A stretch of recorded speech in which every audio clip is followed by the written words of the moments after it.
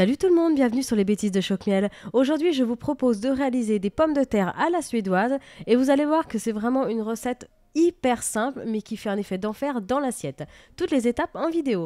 Alors pour commencer cette recette, on va s'occuper des petites herbes. Donc là, moi j'ai utilisé du persil plat, je l'ai lavé et je l'ai ciselé finement et ensuite je l'ai mis dans un petit bol. Alors si vous préférez utiliser du frisé, vous pouvez. Vous n'êtes même pas obligé d'utiliser des herbes, c'est vraiment comme vous voulez ou alors même pourquoi pas de la ciboulette, enfin voilà, vraiment ce que vous voulez.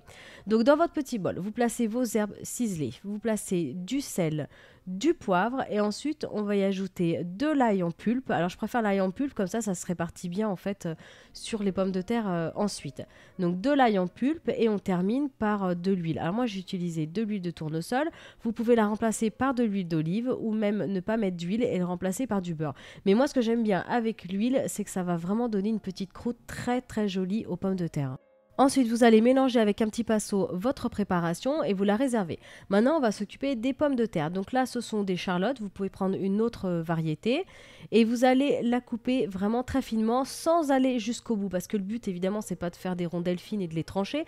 Il faut vraiment s'arrêter avant. Donc vous tranchez la pomme de terre et vous gardez quelques millimètres. Comme ça, elle se tient. Ça va faire un petit éventail. Vous allez voir, ça va être très joli. Donc moi, j'ai coupé super finement parce qu'en fait, plus c'est fin et je trouve que plus c'est joli.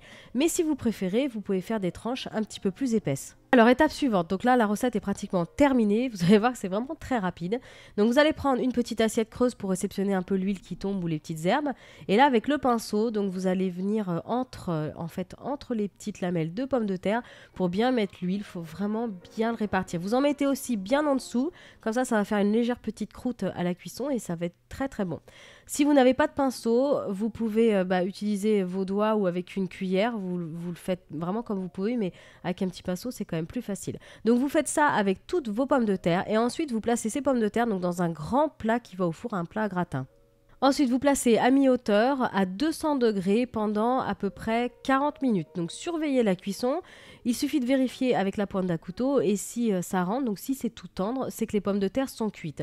Donc à peu près 40 minutes, alors suivant la puissance de votre four. Alors moi c'est un vieux four donc ça peut être un petit peu plus long.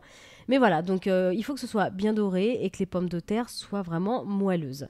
Donc là, elles sont prêtes, il ne reste plus qu'à les déguster. Donc vous pouvez servir ces pommes de terre avec du poulet, des côtelettes de veau, du porc, enfin du jambon, du steak haché, une salade verte, vraiment tout ce que vous voulez. Et ça fait vraiment un effet d'enfer dans l'assiette, c'est assez surprenant. C'est vraiment super joli. Voilà, en tout cas, j'espère vraiment que cette recette super simple vous plaira. N'hésitez pas à la faire, à faire une super belle photo et à me l'envoyer sur Facebook parce que ça fait vraiment très plaisir. Et vous pouvez sinon aussi me suivre sur Twitter en cherchant Choc-Miel Cooking. Vous pouvez aussi liker et commenter la vidéo et vous abonner à ma chaîne. Je vous dis à bientôt.